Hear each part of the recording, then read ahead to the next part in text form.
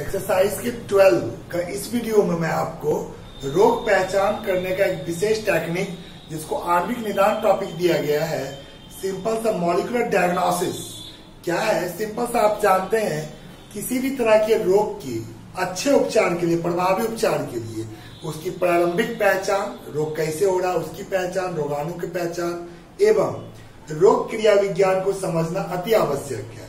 अगर इसकी पहचान ना हो पाई रोग का इलाज संभव नहीं है। आधुनिक समय में, आज के समय में अक्सर करके देखा जा रहा है रोगों की प्रारंभिक पहचान के लिए recombinant DNA technology, PCR polymerase chain reaction तथा एलिजा जैसे टेक्निक का इस्तेमाल किया जाता है। रिकॉम्बिनेंट डीएनए टेक्नोलॉजी आप समझ चुके हैं, पूरा उसका प्रोसेस मैंने पीछे बताया है। पीसीआर को भी मैंने बताया, फिर भी मैं पीसीआर के बारे में 2 लाइन बताना चाहता हूँ। पीसीआर तकनीक के अंतर्गत न्यूक्लिक अम्ल के संवर्धन के द्वारा रोग की पहचान या रोगाणु की पहचान करना संभव है। और पीसीआर का उपयोग अक्सर करके कहा जाता है कैंसर के जीन जो होते हैं उनमें होने वाले उत्परिवर्तन की पहचान, यहाँ तक ब्रेस्ट कैंसर के बारे में अध्ययन करना या एचआईवी के संदेहात्मक पहचान के लिए पीसीआर का उपयोग किया जा रहा है। इतना नहीं, कुछ आनुवांशिक दोष की पहचान के लिए भी, उनकी बीमारी की पहचान में भी पीसीआर का इस्तेमाल किया जाता है। वैसे एक एलिजा वर्ड आया, आइए मैं एलिजा के बारे में डिटेल्स बताने की कोशिश करता हूँ। आइए एलिजा के बारे में बताऊं। ELISA short abbreviation ELISA, ELISA, E for enzyme linked immunosorbent assay, ALISA, ELISA code किया गया। एक्चुअली यह ऐसा टेक्निक है जिसमें देखा जाता है एंजाइम पेरोक्सिडेज या क्षारीय फॉस्फेटेज एवं अभिरंजक उत्पन्न करने वाले पदार्थ 5-एमिनो सैलिसिलिक एसिड या ऑर्थोफिनाइलिन डायमीन के द्वारा की सहायता से या की हेल्प मदद करने से थोड़ी सी प्रोटीन की मात्रा जानने की एक तकनीक है। कौन सा? एलिजा। खासकर सिंपल सा कह सकते हैं, इस तकनीक के द्वारा प्रोटीन, पेप्टाइड्स, एमिनो एसिड इसकी पहचान की जाती है। एक्चुअली यह तकनीक एंटीजन और एंटीबॉडी सिद्धांत पर आधारित है। आप सोच रहे होंगे एंटीजन एंटीबॉडी सिद्धांत पर कैसे? तो सुनिए, जब कोई रोग पैथोजेंस हमारे शरीर में या किसी जीव के शरीर में रोग उत्पन्न करता है, उसमें वो अपना एंटीजन डालता है। उस एंटीजन के आधार पर उस रोगाणु के संक्रमण का पता चलता है, इन्फेक्शन का, किस तरह का इन्फेक्शन है। एवं जब रोगजनक एंटीबॉडी जब रिलीज करता है, उसके द्वारा संश्लेषित होता है, उस एंटीबॉडी की उपस्थिति के द्वारा उस रोग कारक की पहचान की जाती है, पैथोजन है किस तरह का। इस आधार पर एलिजा तकनीक का इस्तेमाल किया जाता है। एक्चुअली इस तकनीक के द्वारा हम hepatitis, STD, sexually transmitted disease जिसको आप पहले पढ़ चुके हैं, एड्स, थायराइड डिसऑर्डर्स, ऐसे खतरनाक बीमारी की पहचान की जा सकती है, जिसका इस्तेमाल किया जाता है एलिजा तकनीक। खास करके एलिजा तकनीक मैंने आपको शॉर्ट एब्रिविएशन के द्वारा मैंने पूरा डिटेल्स बताया। आइए मैं बताता हूँ ट्रांसजेनिक एनिमल क्या होता है।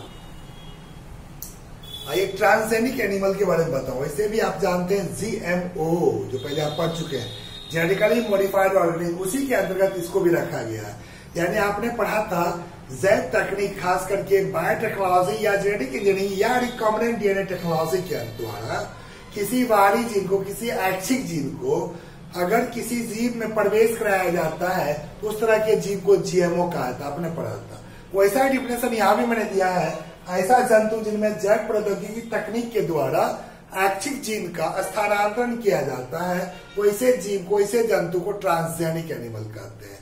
खास करके इस तरह के कई तरह के एनिमल्स बनाए जाते हैं, जैसे GM खासकर ट्रांसजेनिक चूहा का, ट्रांसजेनिक खरगोश, ट्रांसजेनिक बकरी, ट्रांसजेनिक सुअर, इस तरह से कई तरह के जीव जंतु का इस्तेमाल इस रूप में किया जाता है। लेकिन इसका क्या फायदा है? आखिर ट्रांसजेनिक एनिमल हम लोग अगर बनाते हैं तो उसका बेनिफिट क्या है? आइए मैं उसी के बारे में जानकारी दूं एक एक करके। सबसे पहला, सामान्य शरीर क्रिया एवं विकास की जानकारी, यानी हमारी शरीर की फिजियोलॉजी कैसा है या डेवलपमेंट कर रहा है या नहीं कर रहा, इसके लिए हमारा फायदा होता है। ट्रांसजेनिक एनिमल के निर्माण से हमें फायदा होता है। कैसे? खासकर आप देखते हो जीनों का नियंत्रण, यानी सिंपल सा आप कह सकते हैं कि ट्रांसजेनिक एनिमल के निर्माण से इनके द्वारा जीनों का नियंत्रण, यानी हमारे शरीर पर जीन का किस तरह का नियंत्रण है, तथा जीन का शरीर पर प्रभाव की जानकारी मिलती है। जीनों का जो हमारे शरीर पर क्या क्या प्रभाव होता है, जेनेटिकली क्या इसका इम्पैक्ट है, इस तरह की चीजों की जानकारी हमें ट्रांसजेनिक एनिमल के निर्माण से प्राप्त होता है, इसलिए ये फायदा है। दूसरा हम कह सकते हैं रोग का अध्ययन, जिसको इटियोलॉजी भी कहता है, ऐसा सिंपल सा कहते हैं विज्ञान की वह शाखा जिसके अंतर्गत बीमारी, रोग, डिजीज का अध्ययन किया जाता है, उसके बारे में जानकारी प्राप्त की जाती है, वैसे शाखा को रोग क्रिया विज्ञान, इंग्लिश में इटियोलॉजी कहा जाता है। यहाँ पर मैंने आपको बताया कि खास करके रोगों के विकास में जीन की महत्वपूर्ण भूमिका। हम जानते हैं हमारे अंदर जो रोग उत्पन्न होता है उनका जो विकास हो रहा है उसकी जानकारी के लिए जो हमें महत्वपूर्ण जानकारी चाहिए, उसके लिए ट्रांसजेनिक एनिमल का निर्माण किया जाता है। दूसरा चीज, कई तरह की खतरनाक बीमारी जैसे कैंसर है, सिस्टिक फाइब्रोसिस है, रूमेटॉइड अर्थराइटिस है, ऐसे बीमारी के लिए ट्रांसजेनिक एनिमल को मॉडल के रूप में इस्तेमाल किया जाता है, यानी उससे जानकारी हम लेते हैं यह बीमारी किस तरह का है, इसका किस तरह से उपचार किया जा सकता है। आइए और भी मैं इसका लाभ बताऊं। आइए मैं ट्रांसजेनिक एनिमल बनाने का लाभ बता रहा था, उसमें मैं आपको तीसरा नंबर बता रहा हूँ, जैविक उत्पाद की उत्पत्ति, ऑब्टेनिंग बायोलॉजिकल प्रोडक्ट, यानी कि कुछ मानव रोगों के उपचार में जैविक उत्पाद से बनी औषधियां, कई तरह की मेडिसिन की आवश्यकता पड़ती है। जैसे कि एज एग्जाम्पल मानव प्रोटीन अल्फा 1 एंटीट्रिप्सिन, एक मानव प्रोटीन तैयार किया गया जैव टेक्निक के द्वारा, बायोटेक्नोलॉजी के द्वारा, और इसका उपयोग खतरनाक बीमारी एम्फाइसीमा, इसके उपचार में किया जाता है। ऐसा ही एक और एग्जाम्पल दे रहा हूँ, मानव प्रोटीन जिसमें कि अल्फा लैक्टोल्यूमिन कहा जाता है, अल्फा लैक्टोल्यूमिन युक्त जीन को जैव प्रौद्योगिकी के द्वारा या आनुवांशिक अभियांत्रिकी के द्वारा या रिकॉम्बिनेंट डीएनए टेक्नोलॉजी के द्वारा गाय में स्थानांतरित करके ट्रांसजेनिक काउ बनाया जाता है। उस ट्रांसजेनिक काउ में इस तरह के प्रोटीन 1 लीटर दूध में 2.4 ग्राम, यानी आप कह सकते हैं 2.4 ग्राम जो प्रोटीन है 1 लीटर दूध में उपलब्ध होता है। ऐसा प्रथम परजीनी गाय या ट्रांसजेनिक काउ जो तैयार किया गया जिसका नाम है रोजी, इस तरह का देखा जाता है, क्योंकि आप जानते हैं गाय के दूध में प्रोटीन जो होती है कैसिन प्रोटीन होती है, मानव का जो प्रोटीन है मानव के शरीर में उस तरह का प्रोटीन उनमें नहीं मिलता। लेकिन अगर इस तरह के जीनों का समावेश किया जाए तो यह भी प्रोटीन अवश्य ही प्राप्त होता है। ऐसा ही कुछ चौथा नंबर मैंने बताया, टीका सुरक्षा परीक्षण में भी ट्रांसजेनिक एनिमल का इस्तेमाल किया जाता है। कहा जाता है कई तरह के रोग से बचाव के लिए, सुरक्षा के लिए विभिन्न प्रकार के वैक्सीन का इस्तेमाल किया जाता है, लेकिन इन सभी वैक्सीन को मानव पर सीधे प्रयोग करने से पहले उसकी जांच ट्रांसजेनिक एनिमल पर की जाती है, जिससे कि उस वैक्सीन की सेफ्टी पता चल सके, क्या ये सही है या गलत है। उनके बारे में जानकारी के लिए ट्रांसजेनिक एनिमल की आवश्यकता होती है, उसका प्रयोग किया जाता है। आइए मैं और भी बताऊं इसका लाभ। आइए लाभ के बारे में एक और बताऊं, रासायनिक सुरक्षा परीक्षण जिसमें इस्तेमाल किया था ट्रांसजेनिक एनिमल का। कैसे? तो आप जानते हैं औषधियों, कई तरह की मेडिसिन होती है, केमिकल मेडिसिन, जिसका कि आप जानते हैं विषाक्तता टॉक्सिसिटी बहुत अधिक होती है। तो औषधियों की विषाक्तता की जांच करने के लिए ऐसे ट्रांसजेनिक एनिमल का प्रयोग किया जाता है जिनके शरीर में ऐसा जीन हो जो टॉक्सिक पदार्थ के प्रति अति संवेदनशील हो, तभी तो उन पर प्रभाव जानकारी प्राप्त होता है।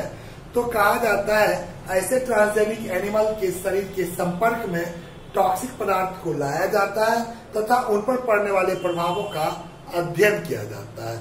इस तरह से केमिकल टॉक्सिसिटी की भी परीक्षण ट्रांसजेनिक एनिमल के द्वारा किया जा सकता है। आइए कुछ और भी छोटा छोटा टॉपिक बता। बायो पेटेंट जिसको कहते हैं जैव एकाधिकार। एक्चुअली जैसे आप करते कोई भी काम के लिए, अगर हम सरकारी रूप से कोई भी काम हम करना चाहते हैं, सही रूप से करना चाहते हैं, प्रशासनिक रूप से करना चाहते हैं, किसी भी तरह का उस काम के बारे में जानकारी हम सरकार को देते हैं। सरकार मुझे फिर उसकी अथॉरिटी देती है, यानी हमें लाइसेंस देती है वो काम करने का। वैसे ही किसी भी तरह के जैव प्रौद्योगिकी के द्वारा उत्पन्न उत्पाद होता है उनका अगर हम व्यवसायीकरण करना चाहते हैं उस उत्पाद का, तो सरकार के द्वारा उसे पेटेंट कराना पड़ता है। उसी को कहते हैं बायो पेटेंट। खास करके भारत सरकार कुछ आविष्कारों को अपने व्यापारिक उद्देश्य के लिए पेटेंट प्रदान कराया है, और यह बायो पेटेंट द्वारा व्यक्तिगत लाभ ही नहीं बल्कि देश की उन्नति भी होती है इसके द्वारा। इसके लिए सबसे अच्छा एग्जाम्पल सदाबहार का पौधा होता है, विंका रोजिया इसका बायोलॉजिकल नेम है। इससे दो तरह के एल्कलॉइड प्राप्त किए जाते हैं, विनक्रिस्टीन और विनब्लास्टीन। विनक्रिस्टीन जो एल्कलॉइड है और विनब्लास्टीन, इनका इस्तेमाल खासकर कैंसर रोग के उपचार में किया जाता है। यही विनक्रिस्टीन जो बायोलॉजिकल प्रोडक्ट है, खासकर इसका एली लिली नामक कंपनी जो अमेरिकन कंपनी है, इसने विनक्रिस्टीन का पेटेंट प्राप्त किया व्यवसायीकरण करने के लिए। कहा जाता है हमारे भारत सरकार ने एक संगठन बनाया जिसका नाम है GEAC, genetic engineering approval committee. खास करके इस तरह के जो संगठन स्थापित किया गया है, यह संगठन आनुवांशिकता रूपांतरित अनुसंधान संबंधित जितने भी वैधानिक निर्णय होते हैं या जन सेवा के लिए GMO, जेनेटिकली मॉडिफाइड ऑर्गेनिज्म का इस्तेमाल करना, इस तरह की चीजों का इसके लिए निर्णय लेने का यह संगठन होता है। इसके बिना कोई भी कार्य हम नहीं कर सकते, इस तरह का संगठन बनाया गया। आइए फिर भी मैं बताऊं आपको, कई तरह के जैव प्रोडक्ट बनते हैं लेकिन उसका गलत तरीके से इस्तेमाल होता है, जिसको आप जैव चोरी भी कहते हैं, उसके बारे में बताता हूँ। बायोपायरेसी, इसको जैव चोरी कहते हैं, आप भी जानते हैं। जैव संसाधन का चोरी कैसे?